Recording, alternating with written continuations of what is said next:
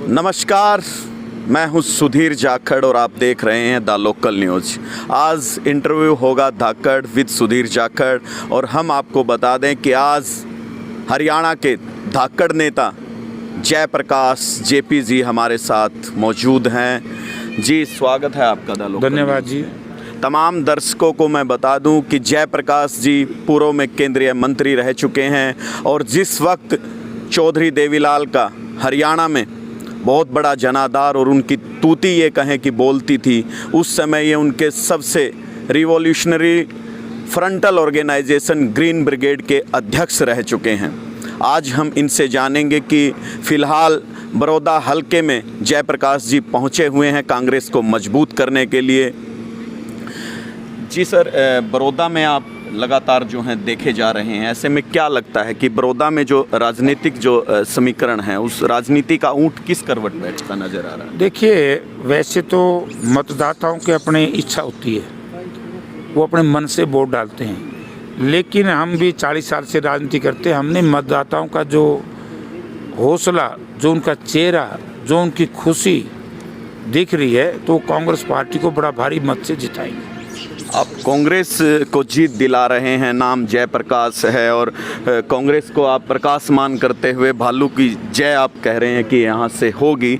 ऐसे में भारतीय जनता पार्टी वो कह रही है कि हम विकास के मुद्दे पर बड़ौदा को फतेह करेंगे। इसी में तोड़ हो जाएगा। मैं आपके माध्यम से भारतीय जनता पार्टी के सभी नेताओं को चुनौती देना चाहता हूँ कि वो अपने 6 वर्ष के विकास कार्यों का वाइट पेपर जारी करें 30 तारीख से पहले। और जो चौधरी भूपेंद्र सिंह हुड्डा जब चीफ मिनिस्टर थे, 10 साल के कार्य विकास कार्य वो जारी करें, पूरे प्रदेश के करें, चाहे अकेले बड़ौदा विधानसभा क्षेत्र के करें। तो अगर धड़ी और पासिंग, जो अपनी देसी भाषा में कहते हैं ना, धड़ी पासिंग का माना है कि इनके काम 0, हमारे 100%। अगर इतना तो अंतर हो तो लोग भूपेंद्र सिंह हुड्डा के उम्मीदवार को वोट दें। अगर हमारे काम उनसे कम आंकता है कोई साथी या सिद्ध करता है श्वेत पत्र सरकार की तरफ से दुआएं, तो वोट चाहे बीजेपी को दो, मुझे कोई इतराज़ नहीं।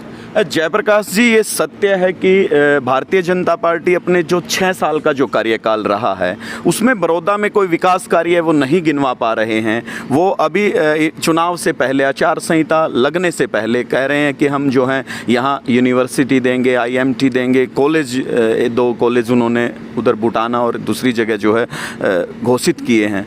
ऐसे में क्या लगता है आपको कि जहाँ भारतीय जनता पार्टी कह रही है कि विकास का मुद्दा हमारा जो है उसके भरोसे हम जीतने वाले हैं, किसानों को हमने समझा लिया है, हम हर दिन जो है किसानों को लगातार अपने साथ जोड़ते जा रहे हैं, और जहां मैं बात करूं भारतीय जनता पार्टी क्या है कि वो बहुत तरीके से जो है चुनाव का प्रबंधन कर रही हैं। ऐसे में कांग्रेस पार्टी में केवल हुड्डा और जयप्रकाश और 2-4 और जो लीडर हैं, केवल वही जो हैं बड़ौदा में जो चुनाव प्रचार कर रहे हैं। ऐसे में सांगठनिक जो ढांचा है वो कहीं ना कहीं कांग्रेस का आपको कमज़ोर नहीं लगता? नहीं, देखिए, हमारा सिस्टम अलग है चुनाव लड़ने का, उनका सिस्टम अलग है। मुझे पता है कि वो सरकारी तंत्र के माध्यम से चुनाव लड़ रहे हैं, उनका कोई संगठन नहीं है। उन्होंने पिछले दिनों सरपंच बुलाए, ब्लॉक समिति के मेंबर बुलाए, अब जो यहाँ के कर्मचारियों को बुला रहे हैं।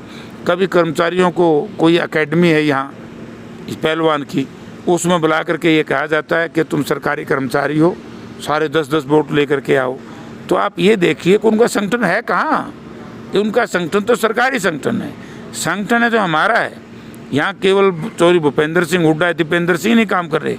यहाँ पर हर गांव में कम से कम भी हमारे 20-20, 30-30 कार्यकर्ता लगे हुए हैं। चौधरी भूपेंद्र सिंह हुड्डा का किए हुए जो विकास कार्यों को तो हम नाम गिनवाते हैं, उनका व्याख्यान करते हैं, हम लोगों को ये बताते हैं कि भाई हम भूपेंद्र सिंह हुड्डा के जो विकास कार्य हैं उनको लेकर के, उन्होंने जो इस इलाके में रोज़गार दिया है, उन्होंने इलाके में जो पानी दिया है, उन्होंने इलाके में जो बिजली दी है, और आज तो उनके वोट मांगते हैं।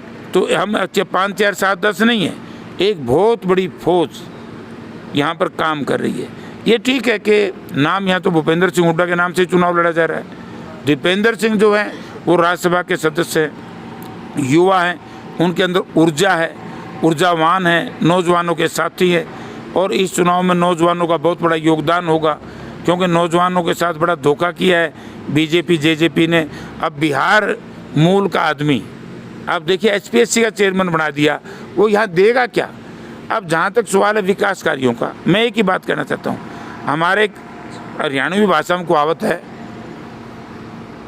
परखे हुए को विश्वास से हुए को दोबारा विश्वास करे तो बौड़ा को आए मूर्ख को आए। हमने 5 वर्ष तक इनके ऊपर विश्वास किया, बीजेपी के ऊपर, उस विश्वास में धोखा मिला। जींद में मेडिकल कॉलेज का शिलान्यास हो चुका है, वहाँ आज तक एक ईंट नहीं लगी। गुड़गांव में मेडिकल कॉलेज का शिलान्यास हो चुका है, वहाँ आज तक एक ईंट नहीं लगी।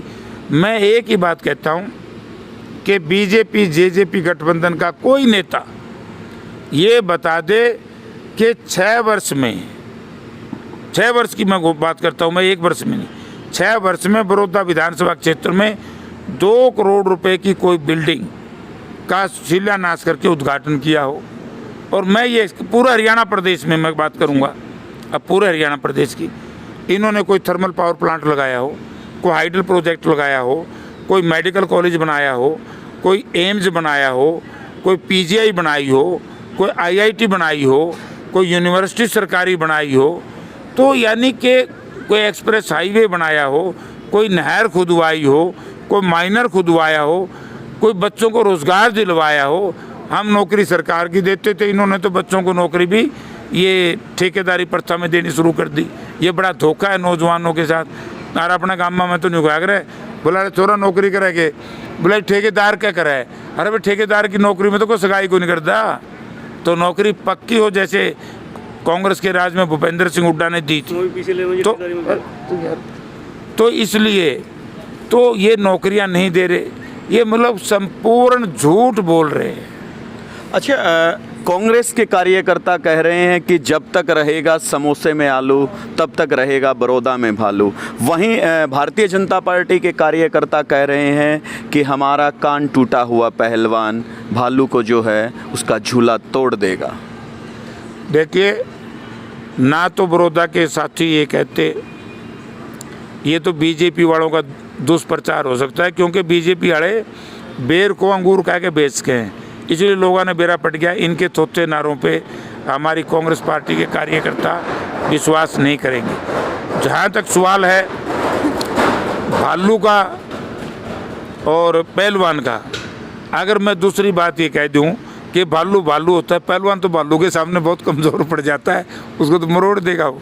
अच्छा, क्योंकि भालू का जो मुखिया है, जिस जहाँ पर भालू है वो है चौधरी भूपेंद्र सिंह हुड्डा का, और पहलवान है मनोहर लाल खट्टर का।